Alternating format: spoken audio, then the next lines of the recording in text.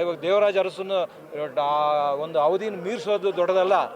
ದೇವರಾಜ ಅರಸು ಏನಾದರೂ ಇವತ್ತಿನ ಸಂದರ್ಭದಲ್ಲಿ ಈ ಸಾಲದ ಪರಿ ನೋಡಿದ್ದಿದ್ರೆ ಸೂಸೈಡ್ ಮಾಡ್ಕೊಂಡ್ಬಿಡ್ತಾ ಇದ್ರು ಇವರು ಆಡಳಿತವನ್ನು ನೋಡಿದರೆ.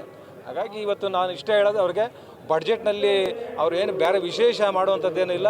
ನೀರಾವರಿ ಯೋಜನೆಗಳನ್ನು ಪೂರ್ಣಗೊಳಿಸಬೇಕು, ಅಭಿವೃದ್ಧಿ ಕಾಮಗಾರಿಗಳು ಹೆಚ್ಚಾಗಬೇಕು ಮತ್ತು ಸಾಲದ ಪ್ರಮಾಣ ಕಡಿಮೆ ಆಗಬೇಕು. ಸಾಲ ಹೆಚ್ಚು ಮಾಡ್ತಾ ಇದ್ದಷ್ಟು ಬಹುಶಃ ಎಲ್ಲೋ ಒಂದು ಕಡೆ ಮುಂದಿನ ದಿನಗಳಲ್ಲಿ ಆಡಳಿತ ಯಂತ್ರ ಕುಸಿಯುತ್ತೆ ಅನ್ನುವಂಥದ್ದನ್ನು ಈ ಸಂದರ್ಭದಲ್ಲಿ ಹೇಳಲಿಕ್ಕೆ ನಾನು ಬಯಸ್ತೇನೆ.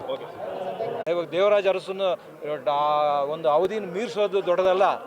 ದೇವರಾಜ ಅರಸು ಏನಾದರೂ ಇವತ್ತಿನ ಸಂದರ್ಭದಲ್ಲಿ ಈ ಸಾಲದ ಪರಿ ನೋಡಿದ್ದಿದ್ರೆ ಸೂಸೈಡ್ ಮಾಡ್ಕೊಂಡ್ಬಿಡ್ತಾ ಇದ್ರು ಇವರು ಆಡಳಿತವನ್ನು ನೋಡಿದರೆ. ಹಾಗಾಗಿ ಇವತ್ತು ನಾನು ಇಷ್ಟೇ ಹೇಳೋದು, ಅವ್ರಿಗೆ ಬಡ್ಜೆಟ್ನಲ್ಲಿ ಅವ್ರು ಏನು ಬೇರೆ ವಿಶೇಷ ಮಾಡುವಂಥದ್ದೇನಿಲ್ಲ.